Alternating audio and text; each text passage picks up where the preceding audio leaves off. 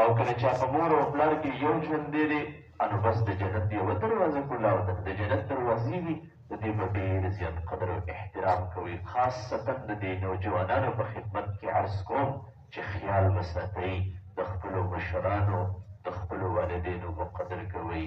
وګورئ دا د زندګۍ آداب الله پاک موږ او تاسو ته ښیي چې د دې څیزونو به خیال ساتئ رشته داري به نه کټ کوئ صله رحمي به نه کټ کوئ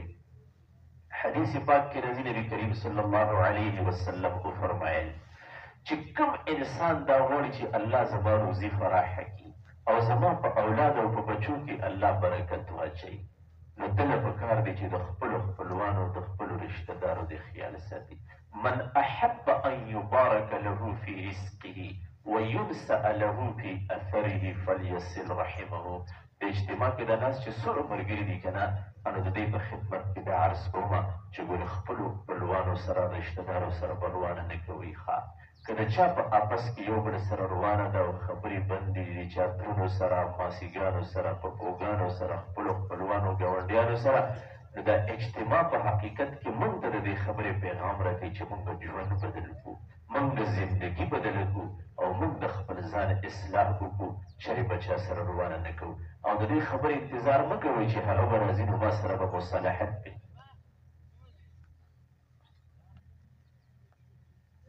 هغه به راځي نو ما سره به مصالحت کوي نه تاسو پهل کوئ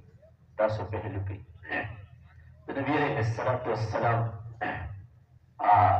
د ترزیې حضرت علي رضی الله تعالی عنه او بل د ترزیې جعفر رضی الله تعالی عنه دا د نبی کریم صلی الله علیه وسلم د تره زامن دي په آپس کې رونه دي د حضرت علي رضی الله عنه د زوی نوم دی حضرت حسین رضی الله تعالی عنه او د جعفر رضی الله عنه د زوی نوم دی عبدالله ابن جعفر رضی الله عنه د دوی په آپس کې یو بل سره څه داسې لږ خفګان راغی نو خبرې بندې وي یو ورځ خبرې بندې شوې دویمه ورځ خبرې بندې چې درېیمه ورځ شوه اوس حدیث پاک کې دي چې د درې ورځو نه زیات د خبرو بندولو اجازت نشته عبدالله ابن جعفر رضی الله عنه حضرت حسین رضی الله عنه ته یو پیغام یو خط راولېږه وایي زما د تره زویه تا ته پته ده چې نن درېیمه ورځ ده چې زموږ خبرې بندې دي او چې زموږ خبرې بندې دي نو زموږ اعمال بند دي الله ته نه خېږي او تر څو پورې چې الله پاک موږ خپله کې یو بل سره مصالحت نه دی کړی نو الله زموږ عمل نه قبلوي ورته پرې وایي زما د تره زویه ته د دې خبرې انتظار مه کوه چې زه درشم د خط میلاوېدو سره ته ما طرف ته راشه چې موږ یو بل سره مصالحت وکړو او ګورې که ته لیټ شو نو زه درځم وایي چې دا خط عبدالله ابن جعفر رضی الله تعالی عنه د طرف نه حضرت حسین رضی الله عنه ته میلاو شو میلاوېدو سره کور کوي شابه سیاله زر صدر راکوي هغه راباندې پهلو نه کي چې زه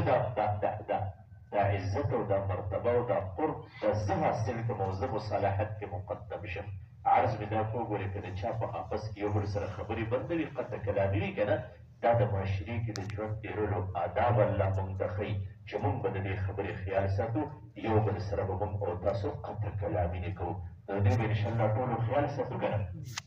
ګورئ وایي دوه قدمونه الله ته ډېر محبوب دي یو هغه قدم چې د الله پاک د رضا دپاره انسان جومات ته د لمونځ د ادایګۍ دپاره والي دویم هغه قدم چې د خپل رشته دار د ملاقات دپاره انسان والي دا قدم الله ته ډېر خوښ دی حدیث پاک کې راځي نبي علیه السلام وفرمیل رشته داري به الله ته به روز قیامت راشي والله ته به ودرېږي چې زما ربه چا په دنیا کې زما خیال ساتلی دی الله دې خیال وساتي او خدای چې چا په دنیا کې زه کټ کړي مننې د خپل رحمت او د مغفرت نه کټ نو چې موږ او تاسو کم سے کم دا حاضره مجمع د دې خبرې خیال ساتو چې زموږ ستاسو په معاشره کې چا سره روانه نه وي چا سره به خبرې بندې نه وي په طور خاص زنانه به د دې خبرې خیال ساتو چې په کور کې زموږ او ستاسو چا سره خبرې بندې نه وي روانه نه وي یو بل پسې به ټوکې نه کوو مسخرې به نه کوو استهزا به یو بل پسې نه کوو او عیبونه به د یو بل نه بیانوو غلط نومونه به یو بل ته نه اخلو دا الله ذوالجلال موږ او تاسو ته د ژوند د تېرولو آداب وښول بیا مخکې الله پاک آداب موږ ته د زندګۍ د تېرولو لپاره ښیي چې یو مسلمان به د مسلمان لپاره یو مسلمان به څنګه ژوند تېروي نو الله ذوالجلال فرمایي یا ایها الذین آمنوا اجتنبوا کثیرا من الظن ان بعض الظن اثم الله ذوالجلال فرمایي بدګمانه یې مه کوئ په خلکو باندې. بعضې خلک یې که نه بس په هر چا بدګمانه یې هسې دا بعضې کورونه د دې بدګمانو د وجې نه روان دي. په یو بدګمانه په بل بدګمانه غلط سوچ غلط ګمانونه بس دا بعضې خلک زغلوي او هغه خپل ټول کور هغه معاشره هغې سره متاثره وي. نو غلط ګمانونه به موږ او تاسو په چا باندې نه زغلو چې دا پلانې داسې دی او پلانې داسې دی. دا په خپلو سترګو لیدلی نه دی او هسې ته د هغه په باره کې دا سوچونه کوې چې داسې دی او داسې دی. نو الله ذوالجلال فرمایي چې دا څیز به نه کوئ. عیبونه به چاله نه لټوئ.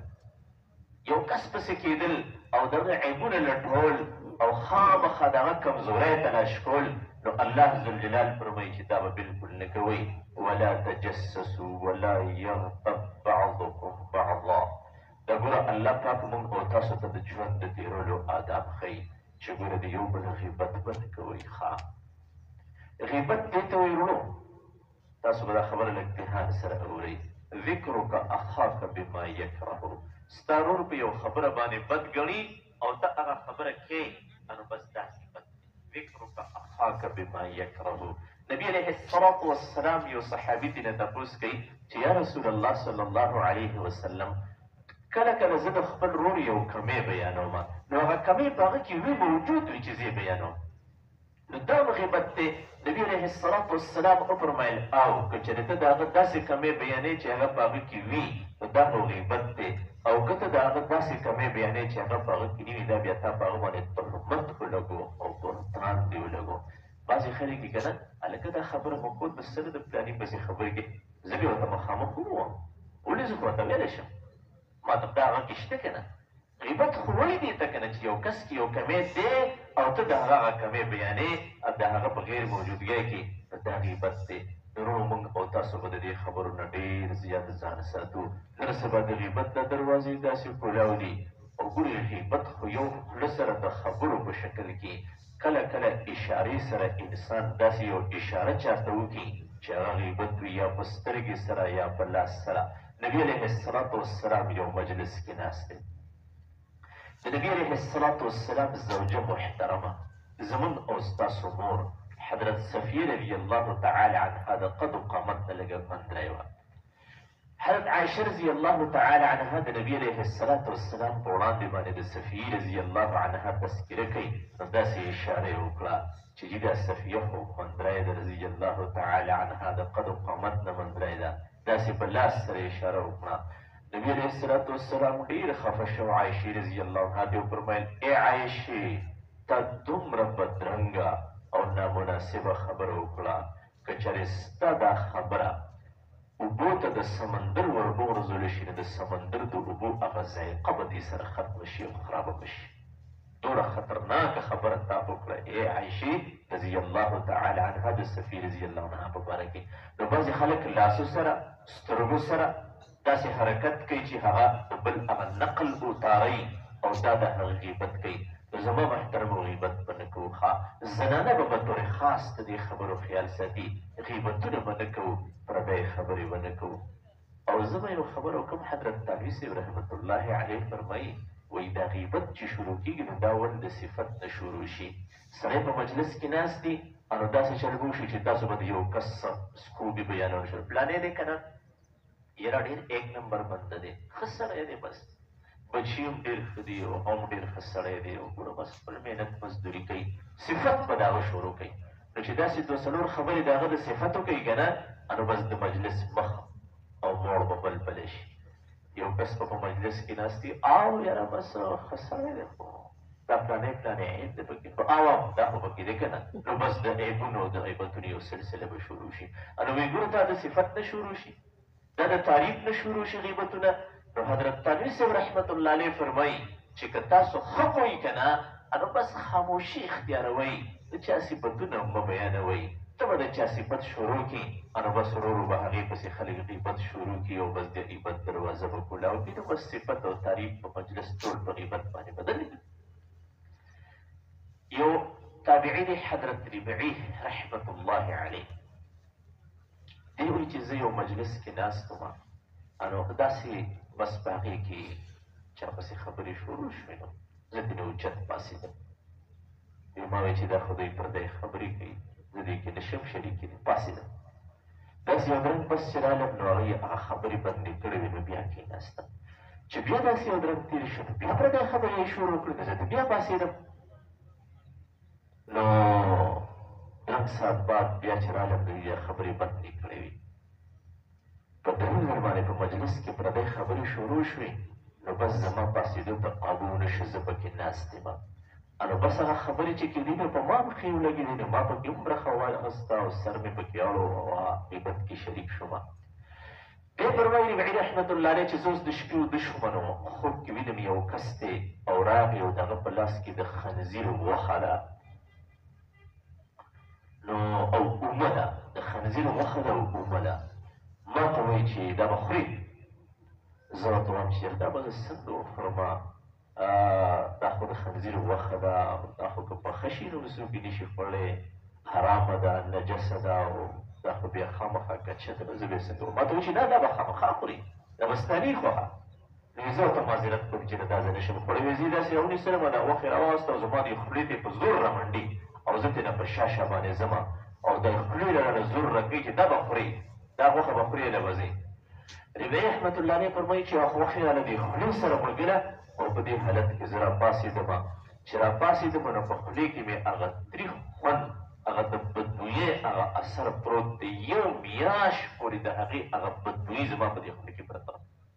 وایي زه پوه شوم چې دا هغه پرونی غیبت دی چې ما په مجلس کې کم کړی دی دا د هغې هغه اثر دی هغه ګندګي ده هغه بدبویي ده چې هغه زما په دې خولې کې پرته ده نو زما محترمو دا غیبت چې انسان کوي که نه نو لږې په انسان باندې ښه خو ګورې دا ډېر خطرناک څیز دی حدیث پاک کې راځي نبي علیه السلام وفرمیل الله ذوالجلال د معراج په شپه باندې ما ته د جنت او د جهنم بعضې مناظر وښول نو ما پکې یو ډله ولیده چې د خپل ځان نه مخونه شکول په دې نوکانو باندې دا نوکان یې په ځان لګولي او مخونه یې شکول وی ما تپوس وکړه چې دا څوک دي وی دا هغه خلک دی که نه چې پردي عزتونه به یې اخیستل او دا هغه خلک دی چې غیبتونه به یې کول نو زما محترمو غیبت به نه کوو ولا یغتب بعضکم بعضا الله ذوالجلال فرمایي بس دا د خپل ورور غوښې خوړل دي نو دا غوښه خوړل لکه ایحب احدکم ان یأکل لحم اخیه میتا فکرهتموه دا څومره انسان ته به بد ښکاري دا ښه شان دی یو مسلمان پسې خبرې کول او غیبت کول دا د الله پاک په نظر کې خطرناک څیز دی خو نو دې سره دلته دلته یو بله خبره ده چغلي نمیمه نبي علیه الصلاة والسلام وفرمایل چې چغلخور انسان دی که نه دی به الله پاک جنت ته نه پرېږدي ښه لا يدخل الجنة قطات یو روایت کې په دې لپاره نمام هم راغلی دی لیکلي دي کتابونه وایي دا چغلي د غیبت نه هم خطرناکه ده ښه دا د غیبت نه هم خطرناک عادت دی کورونه روانوي پردي د یو خبره یو ځای ته وړل او د بل خبره بل ځای ته وړل او د بل خبره بل ځای ته وړل نبي علیه السلام وفرمایل چغلخور انسان به الله پاک جنت ته نه پرېږدي لا يدخل الجنة نمام نو زما محترم ورونو ګورې خیال به ساتئ چغلۍ به نه کوو پردي کورونه به نه روانوو د یو خبره یو ځای کول او د بل خبره بل ځای کول نبي علیه الصلاة والسلام وفرمایل مجلسونه خو امانت دی که نه المجالس بالامانه که ستا په وړاندې باندې چا یو خبره وکړه او تا واورېده نو دا به توس یو ځای کول او بل ځای کول او بل ځای کول دا به چرې نه کې په دې الله پاک خفه کېږي او زما محترمو نن سبا خو داسې زمانه راغلې ده دا سوشل میډیا راوتې ده دا څیزونه راوتې دي د چا په باره کې غلطې خبرې شایع کول دروغ ریپورټونه ورکول تهمتونه او غیبتونه او چغلۍ او قسمه قسم غلطې خبرې په دې باندې شیر کول دا ګورې د آخرت په اعتبار سره تباهي د تباهي ډېر احتیاط به کوئ د دې څیزونو په استعمال کې او په خپلو خبرو اترو کې